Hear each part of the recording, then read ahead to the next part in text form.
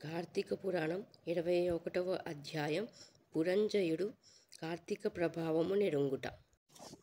ఈ విధముగా యుద్ధమునకు సిద్ధమై వచ్చిన పురంజయునకు కాంభోజాది భూపాలకులకు భయంకరమైన యుద్ధము జరిగినది. ఆ యుద్ధములో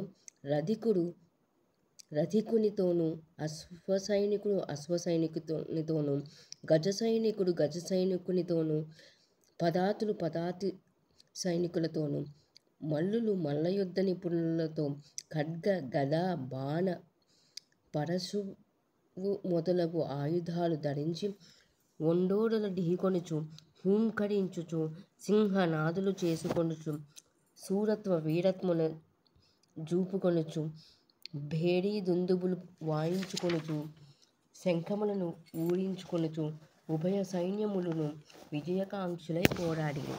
ఆ రణభూమి మెందుచూచినను విరిగిన రథపు గుట్టలు, తెగిన మొండెములు, తొడలు, తలలు, చేతులు, హాహాకారములతో దీనావస్థలో వినిపిస్తున్న ఆక్రందనలు, పర్వతాల వలె పడియున్న ఏనుగులు, గుర్రముల కళేబరాల దృశ్యములే. ఆ మహాయుద్ధమున వీరత్వమును చూసి చచ్చిపోయిన ప్రాణులను తీసుకెళ్ళటానికి దేవదూతలు పుష్పక విమానముపై వచ్చిరి. అటువంటి భయంకరమైన యుద్ధము సూర్యాస్తమయము వరకు జరిగినది. కాంభోజాది భూపాలుల సైన్యము చాలా నష్టమైపోయెను. అయినను 3 అక్షోహిణులున్న పురంజయుని సైన్యములెల్ల అతి సాహసముతో పట్టుదలతో ఓడించినది. పెద్ద సైన్యమున్నను పురంజయునికి అపజయమే కలిగెను. దానితో పురంజయుడు రహస్య మార్గమున శత్రువుల కంటపడకుండా తన గృహానికి పారిపోయెను. బలోపేతులైన శత్రురాజులు రాజ్యమును ఆక్రమించుకున్నారు. పురంజయుడు విచారముతో సిగ్గుతో దుఃఖించుచుండెను. ఆ సమయములో వశిష్ఠులు వచ్చి పురంజయుని ఊరడించి, రాజా, మున్నొకసారి నీ వద్దకు వచ్చితిని. నీవు ధర్మాన్ని తప్పినావు. నీవు చేస్తున్న దురాచారాలకు అంతులేదు. ఇకనైనను సన్మార్గుడవయి ఉండుమని హెచ్చరించితిని.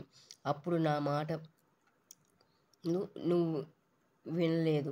నీవు భగవంతుని సేవింపక అధర్మ ప్రవర్తనుడవై ఉన్నందుననే ఈ యుద్ధమున ఓడి రాజ్యమును శత్రువులకు అప్పగించితివి. ఇప్పటికైనా నా మాటలు ఆలకింపుము.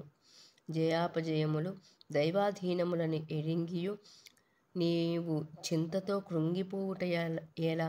శత్రురాజులను యుద్ధములో జయించి నీ రాజ్యమును నీవు తిరిగి పొందవలెనన్న తలంపుల కలదేని నా హితోపదేశము నాలకించుము. ఇది కార్తీక మాసము.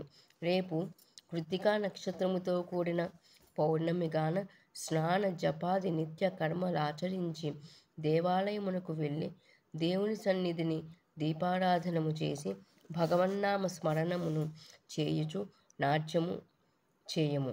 ఇట్లు ఒనర్చినచో నీకు పుత్ర సంతతి కలుగుతుంది. అంతియే కాదు, శ్రీమన్నారాయణుని సేవించుట వలన శ్రీహరి మిక్కిలి సంతోషముంది నీ శత్రువులను ధనుమాడుటకు నీకు చక్రాయుధమును కూడా ప్రసాదించును. కనుక రేపు ఇట్లు చేసిన ఎడల పోగొట్టుకున్న రాజ్యమును తిరిగి పొందగలవు. నీవు అధర్మ ప్రవర్తనుడవై దుష్ట సహవాసము చేయుట చేత కదా నీకీ అపజయము కలిగినది గాన లెమ్ము, శ్రీహరిని మదిలో తలచి నేను తెలియజేసినట్లు చేయుమని హితోపదేశము చేయెను. అపవిత్ర పవిత్రో వా సర్వావస్థాం గతోపి వా యస్మరేత్ పుండరీకాక్షం సబాహ్యాభ్యంతర శుచిః.